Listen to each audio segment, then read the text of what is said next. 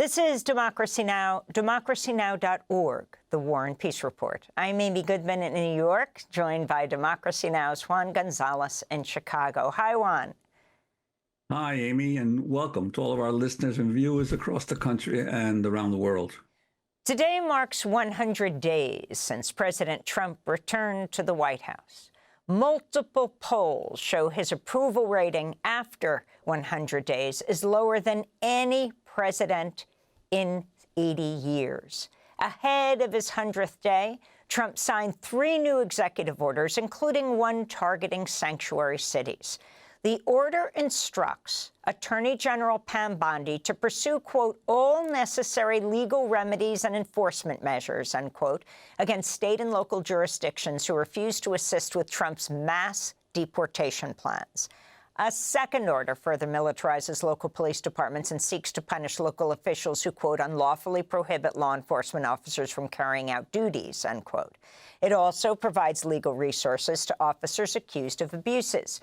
A third executive order requires professional truck drivers to be proficient in English. This comes as outrage grows over Trump's sweeping anti-immigrant crackdown. On Friday, the Trump administration deported to Honduras 3 U.S. citizen children, including a 4-year-old boy who's actively receiving treatment for a rare form of stage 4 cancer. The boy was removed with his 7-year-old sister, who's also a U.S. citizen, and their mother. In a separate case, the U.S. removed a 2-year-old U.S. citizen, along with her mother. The Trump administration also continues to refuse court orders to bring home Kilmar Abrego Garcia, a Maryland father who was mistakenly flown to El Salvador by the Department of Justice's own admission on March 15th. Over the weekend, ICE conducted a number of high-profile immigration raids. In Florida, ICE worked with local officials to detain nearly 800 people. Meanwhile, in Colorado Springs, ICE agents raided a nightclub and made over 100 arrests. Immigrant rights groups across the country are planning major May Day protests for Thursday. We begin today's show with 2 guests helping to plan the May Day protests. Here in New York, Nisha Tabassum, the lead organizer for worker issues at Make the Road New York, an immigrant rights and advocacy group. And in Chicago, we're joined by Jorge Mújica, the strategic organizer for Arise Chicago, which advocates for immigrant workers' rights, one of the lead organizers of the May Day protests in Chicago. Jorge, before we talk about those major protests on Thursday, can you go to these executive orders and respond to what President Trump did very significantly on this eve of the 100th day he's back in office?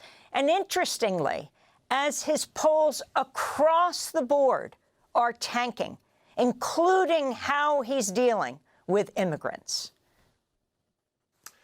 Good morning, Amy. Thank you for having us here. These are smoke screens. President Trump has signed 157, I think, executive orders related to immigration. It is not possible to even start complying with the legal ones. Forget about challenging the illegal ones. It's just a continuous circus. He will be issuing orders and more orders, even if they don't make any kind of sense. The federal government cannot mandate a local police department to do anything or to not do anything. The city of Chicago is a municipality completely free to decide what exactly their police does. So I don't think we have to pay a whole lot more attention to this kind of crazy executive orders. And Jorge, could you talk about the protests that are planned not only for May Day, but for the following days? Chicago, back in 2006, you were part of the organizers of the first immigrant rights protest, and it was really Chicago that set the whole nation off on a series of protests that stunned the country back then. That's right, and I think we took the lead again. Back in January, we started meeting because there were several calls by several people, mostly social media personalities, saying that we should have a day without immigrants here and there. And we decided that we should concentrate in one particular day, one particular date, to really be able to get everybody together. The Trump administration miscalculated completely. Instead of attacking only one community, as they did in 2006, they are attacking everybody at the same time. And that enabled us to gather a really broad coalition with labor unions, with federal workers, with students, with teachers at universities, and every other community, and put together this event on May Day. May Day was born in Chicago. And we recovered May Day for history because it had been completely forgotten. Everybody thought it was a foreign celebration. But it's May Day, Chicago. This is the origin of May Day. So we decided to march on this day and to have several actions on the following days. On Friday, May 2nd, students are going to walk out their colleges and universities and high schools, and we are promoting a no margaritas and no guacamole weekend. You know, we cannot have a society celebrating a Cinco de Mayo without Mexicans. If they want their Cinco de Mayo, they have to want Mexicans in this town and this city. So we are putting together this series of events over the weekend, starting on May Day, Thursday. And Nisha Tabassum, could you talk about what is being planned for New York City? Yeah, thank you so much, Jorge. You know, we're living in a moment where we're seeing unprecedented attacks on unions and workers in this country.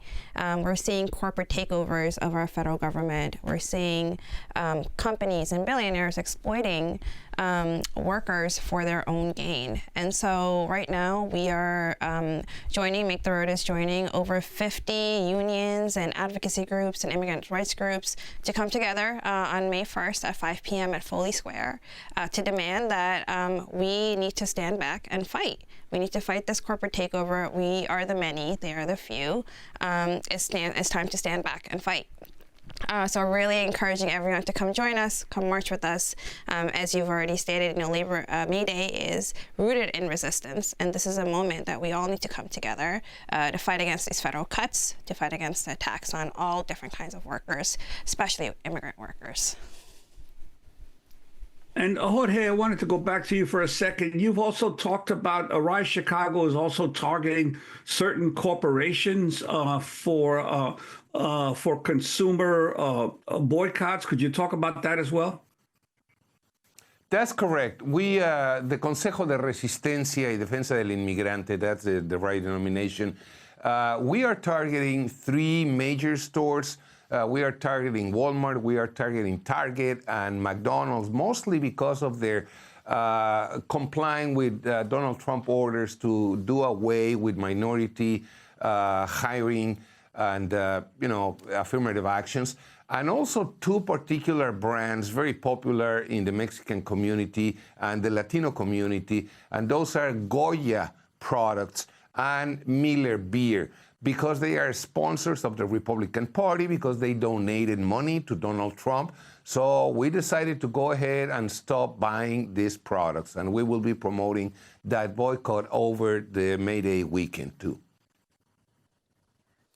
We're also joined by Georgia Flowers Lee, National Education Association Vice President for United Teachers Los Angeles, has been an educator for over 20 years. As we mark this 100th day of President Trump's term, he has signed I don't know how many executive orders, both around immigration, most recently on the eve of this day yesterday, and also around DEI, around diversity, equity, and inclusion. If you can talk about why you're going to be out in the streets on Thursday and what your gravest concerns are right now. Interestingly, overall, with these polls tanking, you may be well representing the majority of people in this country. Georgia. Good morning, Amy. Thank you for having me. Yeah, we're going to be out in the streets on May Day, along with a broad coalition of other labor unions, of advocacy groups, of immigrant rights groups, because the attacks that are coming are targeting our children, targeting our immigrant families. It seems as if it's a move to destroy the foundation on which our democracy is built.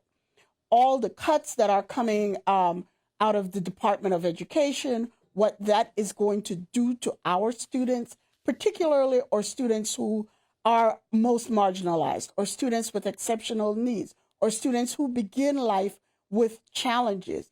What happens to those students? And we are keeping our eye on the move to privatize public education, which we all acknowledge is the foundation of democracy. It's what gives us an opportunity. Without public education, kids who start off behind the ball are simply not going to have a chance. So we feel it is our absolute moral obligation to stand up to fight for students and for families, particularly our immigrant families and or students who are terrified. We had just a couple of weeks ago, the Department of Homeland Security try to invade 2 of our elementary schools and take students out. Luckily, the staff at those schools, were able to defend and prevent it from happening. But imagine how terrifying that is for our students and for the families who entrust their students, who entrust their children to our care. So we see this as a moral imperative for us to stand up, to stand in coalition with others, and to push back against what is happening. And so we'll be out there on May Day, but we will also be out there on May 17th. We are mobilizing with other teachers' unions across the metropolitan LA area to show up. And we are showing up at SpaceX, and we are letting the folks who are controlling the levers of power know that we are taking our power back. We are not ceding anything, and we think it is absolutely our moral obligation to do so. And Georgia Flowers Lee, could you talk about the response of the public school districts in California to the recent announcement, the Department of Education, that all school districts have to certify that they're not involved with any kind of what the government calls discriminatory diversity, equity, and inclusion programs, or they'll face cutoffs of Title I money? Across the board, we are saying no. The California Department of Education has said no, or state affiliate, the California Teachers Association, has said no. Diversity is our strength. We want inclusion. Inclusion means we all get an opportunity. We all get to be involved. We all get to participate. And equity simply means that, that we are trying to level the playing field. So we are absolutely saying no to it. And my district, the LA Unified School District, I believe, has already responded and said this is not something that we are going to comply with. And so across the board, we are saying this is not acceptable to us, and we are not complying with it because we see it for what it is. Nisha, I wanted to go to an issue here in New York. Last week, a judge temporarily halted efforts by Mayor Eric Adams to reopen an ICE office inside the Rikers Island jail complex. Adams first signaled the move after he met with Trump's so-called border czar, Tom Homan, in February. At the time, the New York Civil Liberties Union slammed Adams' administration for selling out New Yorkers for Trump's dangerous deportation regime. The group said in a statement, quote, ICE's presence on Rikers serves no legitimate purpose, opens the door to unlawful collusion between local law enforcement and federal immigration officials in violation of our city's well-established sanctuary protections. New Yorkers see this for what it is. Mayor Adams skirting the city council, cozying up to Trump, and putting New Yorkers, immigrant New Yorkers, in harm's way, the group said.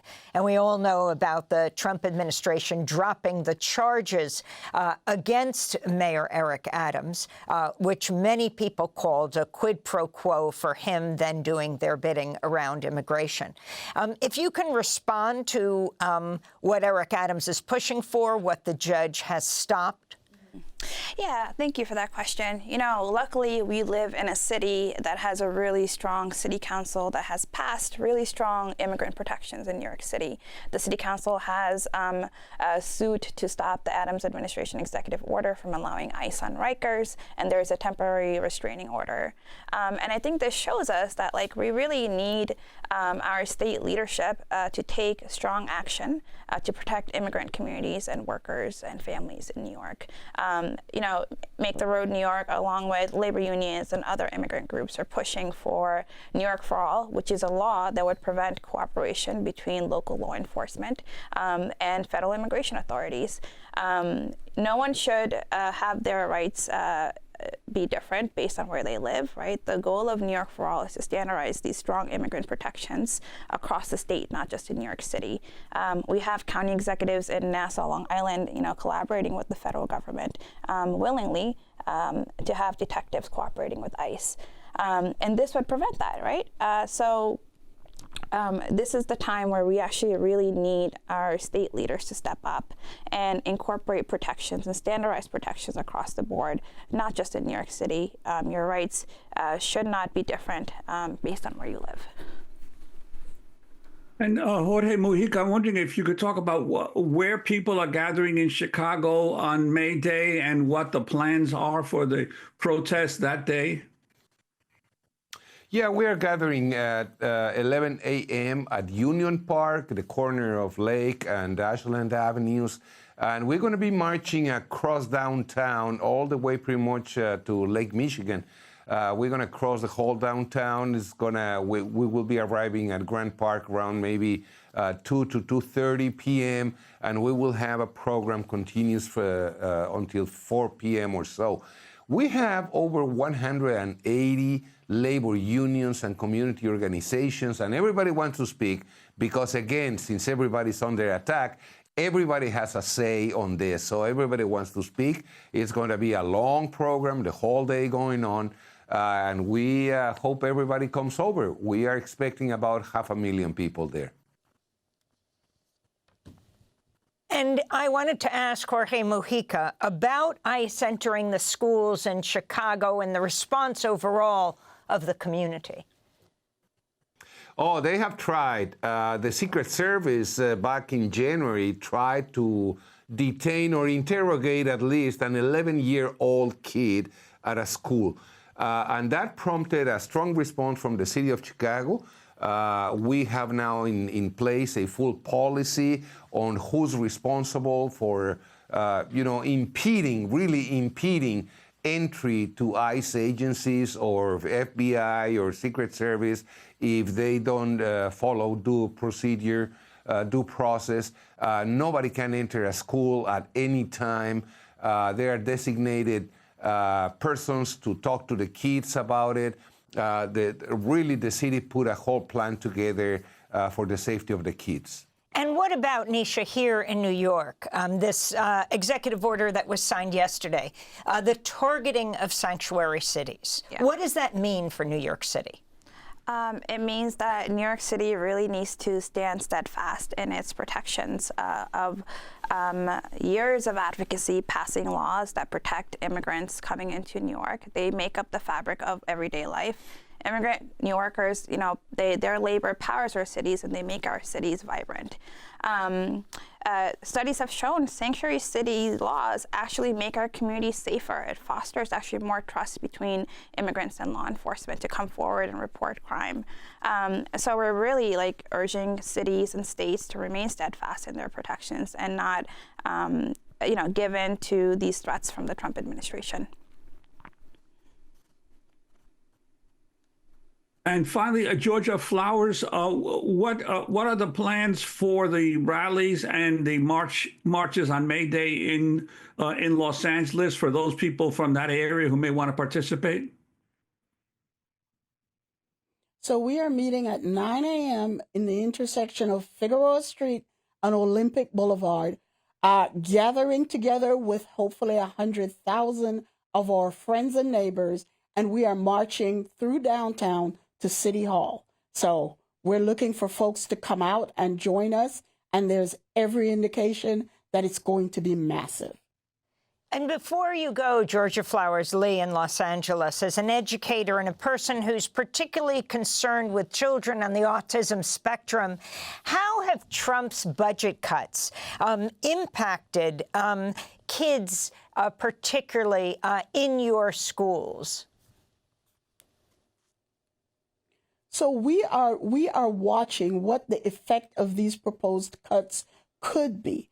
So our students are entitled, or students with special needs, particularly on the autism spectrum, are entitled to supports that allow them to thrive, to show up as their best selves in our classrooms. And so we are pushing to make sure that those supports remain. However, whatever the federal government cuts has to be made up for at the local level. And so our district, our state, will have to absorb those costs, which means that, there will be less to fund all our students if the federal government is not providing what it should to help support our neediest students.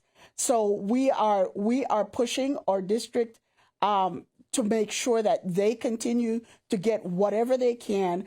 And we are really impressing on our state legislature to continue to provide for our students, to make sure that our students have access and that they have the resources that they need.